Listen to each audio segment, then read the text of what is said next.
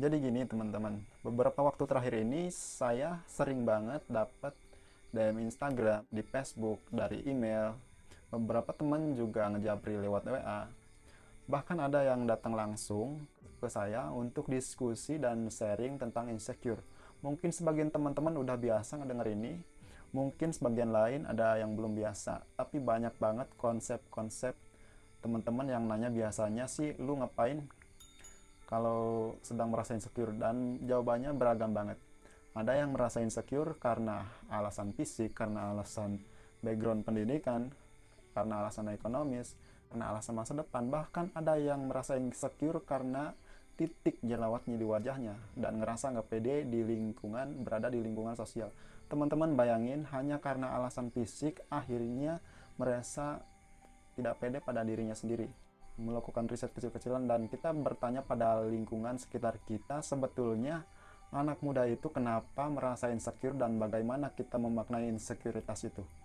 Nah, selain melakukan riset ke beberapa teman terdekat, saya juga mencoba untuk melakukan set lewat beberapa website, dan ternyata teman-teman ada 5 alasan utama kenapa anak muda biasanya merasa insecure. Pertama adalah alasan takut gagal atau penolakan dari lingkungan. Yang kedua adalah terlalu perfeksionis. Yang ketiga adalah kecemasan sosial atau berusaha memenuhi standar sosial. Yang keempat adalah karena menjadi korban bullying. Dan yang kelima adalah karena selalu membanding-bandingkan dengan orang lain. Akhirnya saya santai pada satu pertanyaan. Sebetulnya selama ini kita merasa insecure itu karena memang dari diri kita, atau merasa insecure karena standar sosial yang dibuat orang-orang lain. Kita merasa nggak pede terhadap diri kita karena internal atau karena eksternal ya. Teman-teman, kalau kita tahu insecure, bahwa insecure itu berasal dari bahasa Inggris, dan kalau kita ngelihat Oxford Dictionary, maka kita bisa nemuin sebetulnya insecure itu berasal dari secure, artinya aman, dan in artinya tidak. Jadi kalau kita gabungin, sebetulnya secure itu adalah rasa tidak akan. Ada dua kata kunci sebetulnya yang kita bisa garis bawahi. Pertama adalah yourself, yang kedua adalah under people. Ini tentang diri kita, penerimaan terhadap diri kita, dan under people, bagaimana orang-orang melihat kita. Jadi dengan kepalain sebetulnya kita bisa bertanya, sebenarnya confident kita ini dibentuk diri kita sendiri, dengan kita sendiri yang mendefinisikan pedenya kita, atau jangan-jangan selama ini orang lain yang mengisi pede kita itu. Kita bisa ambil contohnya, misalnya standar ganteng. Selama ini versi ganteng kita adalah ganteng dari kita, atau lingkungan kita yang mendefinisikan kegantengan itu. Selama ini kita merasa cukup selama pada diri sendiri itu berdasarkan kebutuhan kita, atau ketika orang-orang punya ekspektasi tertentu terhadap orang-orang, atau mungkin standar pintar. Ketika misalnya orang-orang bicara IQ atau nilai rapot, yang itu sebenarnya ditentukan oleh lingkungan, atau sebenarnya kita sendiri yang merasa paham terhadap sesuatu dan kita menganggap pemahaman kita cukup untuk kebutuhan kita dalam menjalani hidup.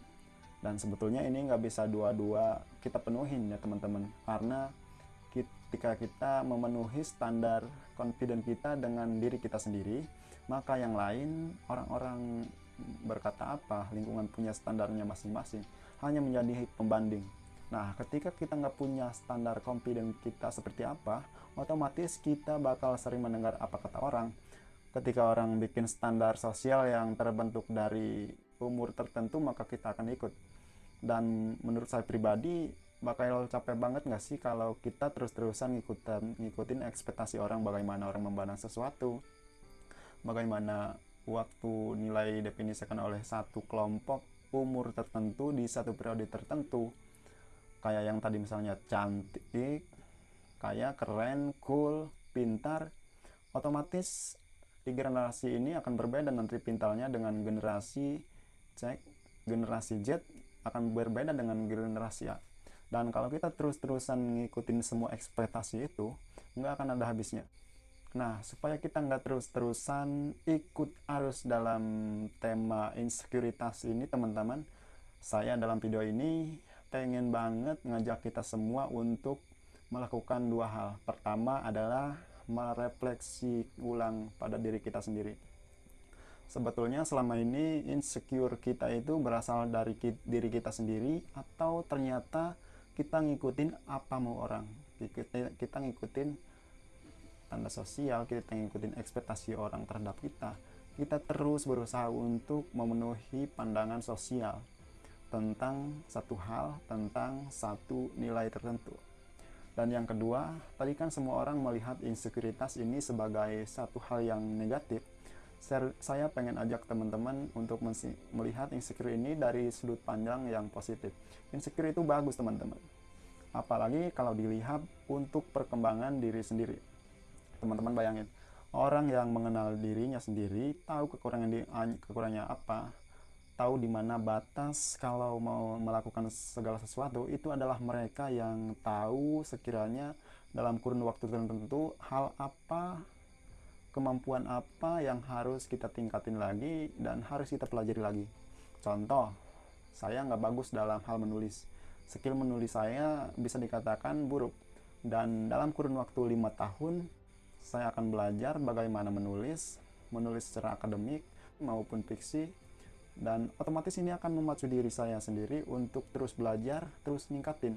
Teman-teman bayangin, kalau kita nggak tahu kekurangan kita apa, dari mana kita tahu hal apa yang harus kita improve, apa yang harus kita pelajari, bener nggak?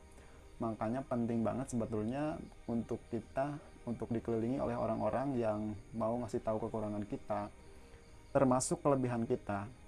Kalau orang tua tuh sering bilangnya mereka yang mengkritik kita itu adalah orang-orang yang sebetulnya pengen ngelihat kemajuan kita gimana di masa depan. Tapi orang-orang yang selalu memuji kita terus setiap hari bisa jadi adalah orang yang akan membuat kita diam di tempat. Kenapa?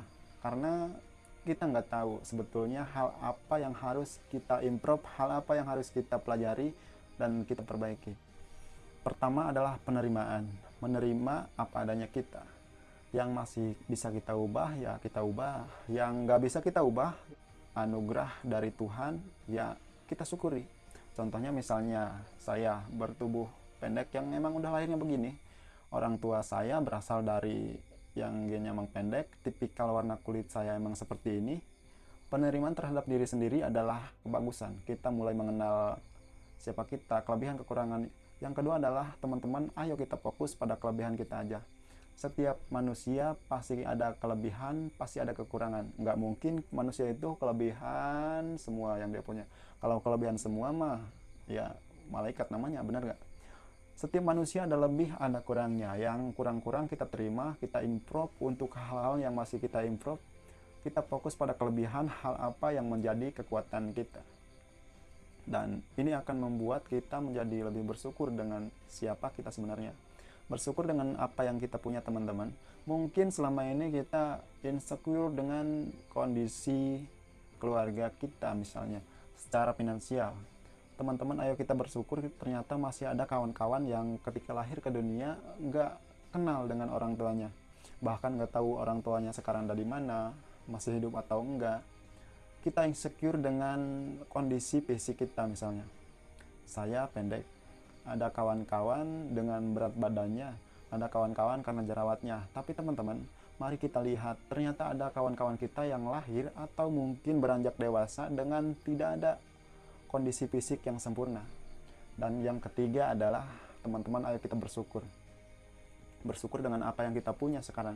Jadi kalau kita insecure dengan kondisi fisik kita, misalnya dengan tubuh kita yang pendek, atau mungkin karena warna kulit kita, atau karena berat badan kita, mungkin karena yang lain-lain. Kita lihat ternyata ada kawan-kawan kita yang tubuhnya tidak sempurna, memiliki fisik yang tidak bisa digunakan dengan baik.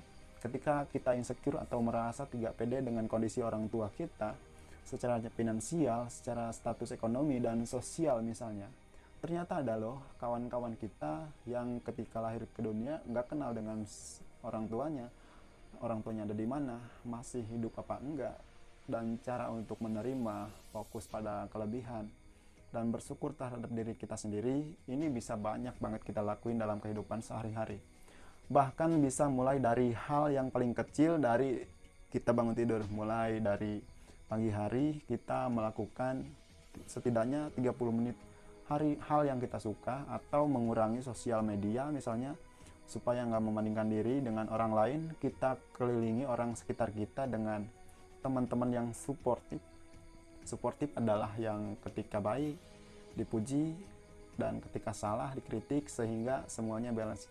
Jadi gini teman-teman, waktu dan fokus kita itu terlalu terbatas kalau hanya dipakai sekedar untuk mengutuk, menyalahkan, blaming, victims, dan semua itu hanya sekedar membuat insekuritas kita tinggi. Lebih bagus kita habiskan masa muda kita untuk fokus pada kelebihan kita, bersyukur, memaksimalkan potensi diri, dan kita akan bisa melihat di masa depan. Kita habiskan masa muda kita dengan terus bersyukur. Nah, itu dia tadi yang saya pikirin tentang insecure. Kalau menurut teman-teman ada hal yang bermanfaat nggak? Silahkan bagikan video ini. Jangan lupa like dan komen di bawah. Kira-kira topik apa lagi yang baiknya saya bahas di episode berikutnya. Terima kasih.